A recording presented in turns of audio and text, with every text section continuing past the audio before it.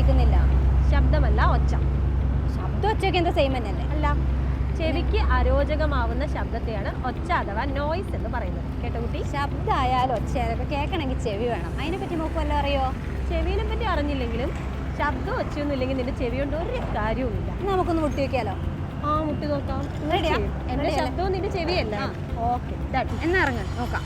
Okay, ഞാൻ വണ്ടി ഒന്ന് പാർക്ക് ചെയ്യട്ടെ.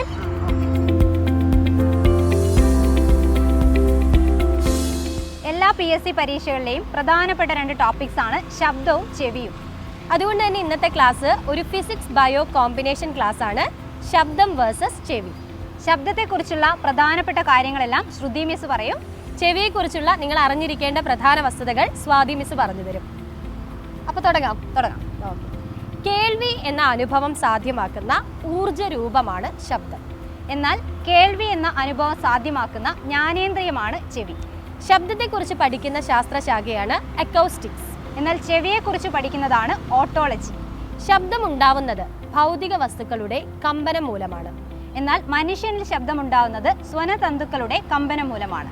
ശബ്ദം ഒരു അനുദൈർഘ്യ തരംഗമാണ്. എന്നാൽ ഈ ശബ്ദ തരംഗങ്ങളെ കർണനാളത്തിലേക്ക് നയിക്കുന്ന ഭാഗമാണ് ചെവിക്കുട. ശബ്ദത്തെ അതിൻ്റെ ആവൃത്തി അടിസ്ഥാനമാക്കി നമുക്ക് 3ആയി തരംതിരിക്കാം.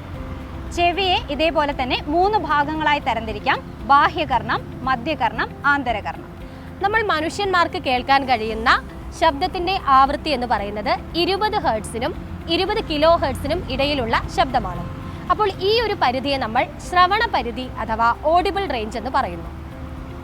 മധ്യകർണത്തിൽ കാണപ്പെടുന്ന അസ്ഥികളെ പ്രധാനമായും നമ്മൾ 3ആയി തരംതിരിക്കുന്നു: മാലിയസ്, ഇൻഗസ്, സ്റ്റേപ്പിസ്. 20 ഹെർട്സിൽ കുറവ് ആവൃത്തിയുള്ള ശബ്ദങ്ങളെ ഇൻഫ്രാസോണിക് ശബ്ദങ്ങൾ എന്നാണ് പറയുന്നത്. ആന, തിമിംഗലം തുടങ്ങിയ ജീവികൾക്ക് ഇൻഫ്രാസോണിക് ശബ്ദം കേൾക്കാനുള്ള കഴിവുണ്ട്. ഈ മാലിയസ് എന്ന് പറയുന്ന അസ്ഥിയുടെ ആകൃതി നോക്കുകയാണെങ്കിൽ ഇതിന് ചുറ്റികയുടെ ആകൃതിയാണ്. 20 കിലോ ഹെർട്സിൽ കൂടുതൽ ആവൃത്തിയുള്ള ശബ്ദത്തെ അൾട്രാസോണിക് ശബ്ദം എന്നാണ് പറയുന്നത്. വവ്വാൽ, ഡോൾഫിൻ തുടങ്ങിയ ജീവികൾക്ക് അൾട്രാസോണിക് ശബ്ദം കേൾക്കാനുള്ള കഴിവുണ്ട്. എന്നാൽ മധ്യകർണത്തിൽ കാണപ്പെടുന്ന 2ാമത്തെ അസ്ഥിയാണ് ഇൻകസ്. ഈ ഇൻകസിന്റെ ആകൃതി കൂടക്കല്ലിന്റെ ആകൃതിയാണ്. അതുപോലെ PSC സ്ഥിരമായി ചോദിക്കുന്ന ഒരു കാര്യമാണ് സൊണാറിൽ ഉപയോഗിക്കുന്നത് ഏത് തരം ശബ്ദ തരംഗങ്ങളാണെന്ന്. അത് അൾട്രാസോണിക് ശബ്ദ തരംഗങ്ങളാണ്. മധ്യകർണത്തിൽ കാണപ്പെടുന്ന 3ാമത്തെ അസ്ഥിയാണ് സ്റ്റേപ്പിസ്. കുതിര സവാരിക്കാരന്റെ പാദധാരയുടെ ആകൃതിയാണ് സ്റ്റേപ്പിസിനുള്ളത്. അതുപോലെ തന്നെ മനുഷ്യ ശരീരത്തിലെ ഏറ്റവും ചെറിയ അസ്ഥിയാണ് സ്റ്റേപ്പിസ്.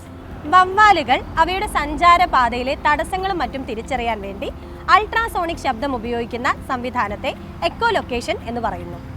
എന്നാൽ ആന്തരകർണത്തിൽ കാണപ്പെടുന്ന പ്രധാനപ്പെട്ട 3 ഭാഗങ്ങളാണ് കോക്ലിയ, അർദ്ധവൃത്താകാര കുഴലുകൾ, വെസ്റ്റിബ്യൂൾ.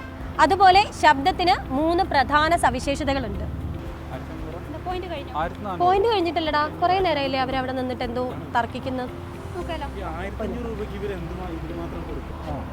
എന്താ പ്രശ്നം LDCക്ക് ഞങ്ങൾ അവിടെ ചേരുന്നുള്ളൊരു കൺഫ്യൂഷനാണ്. ഇതിലിപ്പോ എന്താ ഇത്ര കൺഫ്യൂഷൻ? നിങ്ങൾ ഈ ലോകത്തൊന്നും അല്ലേ? സൈലം PSC എന്ന് കേട്ടിട്ടില്ലേ?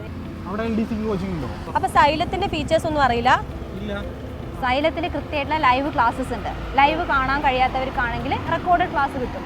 പിന്നെ മോക്ക് ടെസ്റ്റ് ഉണ്ടാവും, റിവിഷൻ ടെസ്റ്റ് ഉണ്ടാവും, PDF നോട്ട്സ് അവൈലബിൾ ആണ്. അതേപോലെ കില്ലർ സീരീസ് കാണല്ലേ സൈലം PSCന്റെ യൂട്യൂബ് ചാനലിൽ. അത് കാണുമ്പോൾ തന്നെ അറിയില്ല നമ്മൾ എത്രത്തോളം SCRT കവർ ചെയ്യുന്നുണ്ടെന്നുള്ളത്. അങ്ങനെ എന്തൊക്കെ ഫീച്ചേഴ്സ് ഉള്ളത് നമ്മൾ സൈലത്തിൽ. പിന്നെ വേറൊരു പ്രത്യേകതയും കൂടിയുണ്ട്. ഈ 1499 രൂപയുടെ കോഴ്സേ പരീക്ഷ വരെ നിങ്ങൾക്ക് ഉപയോഗിക്കാൻ പറ്റും കേട്ടോ. ഈ കോഴ്സ് എടുത്തു കഴിഞ്ഞാൽ പരീക്ഷ വരെ നിങ്ങൾക്ക് അതിൻ്റെ ക്ലാസ്സസും അതിൻ്റെ എല്ലാ ഫെസിലിറ്റീസും ആക്സസ് ചെയ്യാൻ പറ്റും. അപ്പോൾ 1499 രൂപയ്ക്ക് ഇത്രയും ഫീച്ചേഴ്സ് കിട്ടൂലേ? ശരിക്കും ഇതൊക്കെ കിട്ടുമോ? ശരിക്കും കിട്ടുന്നത് കൊണ്ടല്ലേ ബ്രോ ഇപ്പോൾ കേരളത്തിൽ ഏറ്റവും അധികം PSC ഉദ്യോഗാർത്ഥികൾ ചേർന്ന ഒരു ഫാമിലി ആയിട്ട് നമ്മുടെ സൈലം മാറിയത്. അപ്പോൾ കുട്ടികൾ അത്രയും വിശ്വാസം അർപ്പിച്ചിരിക്കുന്ന ഒന്നാണ് സൈലം. അപ്പം നമ്മളും വെറുതെ കൺഫ്യൂഷൻ അടിച്ചിരിക്കണ്ട, ഞങ്ങളും ചേരാ. ഞങ്ങൾ വെറുതെ എന്തിനാ ഈ കൺഫ്യൂഷൻ അടിച്ചിരിക്കേണ്ട? ഇത്ര നല്ല സ്ഥാപനമുള്ളപ്പോൾ, ഇത്ര നല്ല ക്ലാസ്സുകളും ഇത്ര നല്ല അധ്യാപകരുള്ളപ്പോൾ പിന്നെ ഉറപ്പിക്കാം. നമുക്ക് ചേർന്നാൽ മാത്രം പോരാ, നല്ലോണം പഠിക്കുകയും കൂടെ വേണം. അത്രയും കോമ്പറ്റീഷനുള്ള ഫീൽഡാണ് നമ്മൾ PSC എന്ന് പറയുന്നത്. അപ്പോൾ അവരുടെ പ്രശ്നം നമ്മൾ സോൾവ് ആക്കി. നമുക്ക് ബാക്കി നോക്കാം. അപ്പോൾ ശബ്ദത്തിന് പ്രധാനമായിട്ടും 3 സവിശേഷതകളാണുള്ളത്: സ്ഥായി, ഉച്ചത, ഗുണം. എന്നാൽ ആന്തരകർണത്തിൽ നമ്മൾ കേൾവിക്ക് സഹായിക്കുന്ന പ്രധാനപ്പെട്ട ഭാഗമാണ് കോക്ലിയ. ശബ്ദത്തിന്റെ കൂർമ്മതയാണ് സ്ഥായി എന്ന് പറയുന്നത്. ഇത് ആവൃത്തിയെ ആശ്രയിച്ചിരിക്കുന്നു. സ്ത്രീകളുടെ ശബ്ദത്തിൽ പുരുഷന്മാരുടെ ശബ്ദത്തെ അപേക്ഷിച്ച് സ്ഥായി കൂടുതലാണ്. പുരുഷ ശബ്ദത്തിന് സ്ഥായി കുറയാനുള്ള കാരണം ഒരു പ്രായം കഴിയുമ്പോൾ സ്വനതന്തുക്കളുടെ നീളം വർദ്ധിക്കുന്നത് കൊണ്ടാണ്. എന്നാൽ സ്ത്രീകളിൽ ഈ മാറ്റം ഉണ്ടാകുന്നില്ല. ശബ്ദത്തിൻ്റെ രണ്ടാമത്തെ സവിശേഷതയായ ഉച്ചത എന്നുള്ളത് നമ്മൾ കേൾക്കുന്ന ശബ്ദം എത്രത്തോളം ഉറക്കെയാണ് എന്നുള്ളതിൻ്റെയും നമ്മുടെ ചെവിയുടെ ഗ്രാഹ്യത്തെയും ആശ്രയിച്ചിരിക്കുന്നു. നമ്മളൊരു ശബ്ദം കേട്ട് കഴിഞ്ഞാൽ കുറച്ച് സമയം ആ ശബ്ദം നമ്മുടെ ചെവിയിൽ തന്നെ തങ്ങി നിൽക്കുന്നു. ഇതിനെയാണ് ശ്രവണ സ്ഥിരത എന്ന് പറയുന്നത്. മനുഷ്യൻ്റെ ശ്രവണ സ്ഥിരതയാണ് 1/10 സെക്കൻഡ്. ഇതുകൊണ്ടാണ് നമുക്ക് പാട്ട് ആസ്വദിക്കാൻ കഴിയുന്നത്. ശബ്ദത്തിൻ്റെ ഉച്ചത പ്രസ്താവിക്കുന്ന യൂണിറ്റാണ് ഡെസിബൽ. ഉച്ചത അളക്കാൻ ഉപയോഗിക്കുന്ന ഉപകരണം ഡെസിബൽ മീറ്റർ ആണ്. ശബ്ദം കേൾക്കാൻ സഹായിക്കുന്ന ഭാഗം കോക്ലിയാണെന്ന് പറഞ്ഞില്ലേ, അതേപോലെ ശരീര തുലന നിലയ്ക്ക് സഹായിക്കുന്ന പ്രധാനപ്പെട്ട 2 ഭാഗങ്ങളാണുള്ളത്. അതാണ് അർദ്ധവൃത്താകാര കുഴലുകളും വെസ്റ്റിബ്യൂളും. ശബ്ദത്തിൻ്റെ മൂന്നാമത്തെ സവിശേഷതയാണ് ഗുണം. വ്യത്യസ്ത വ്യക്തികളുടെ ശബ്ദം തിരിച്ചറിയാൻ സഹായിക്കുന്നത് ഗുണം എന്ന സവിശേഷതയാണ്. അതായത് നിങ്ങൾക്ക് വീട്ടിലുള്ള അമ്മയുടെയും ചേച്ചിയുടെയും ഒക്കെ ശബ്ദം വേറെ വേറെ അറിയാൻ കഴിയുന്നില്ലേ? അതിന് കാരണം ഗുണം എന്ന സവിശേഷതയാണ്. അപ്പോൾ എന്തായാലും ശബ്ദവും ചെവിയും ഒരേപോലെ പ്രധാനപ്പെട്ട ടോപ്പിക്കാണ്, എല്ലാവർക്കും മനസ്സിലായി കാണും അല്ലേ? അതേപോലെ നമ്മൾ ഏകദേശം ഒരു സമാസമത്തിൽ നിൽക്കുകയാണ്. അപ്പോൾ ഇതുപോലുള്ള ടോപ്പിക്സുമായിട്ട് വീണ്ടും കാണാം. ബൈ.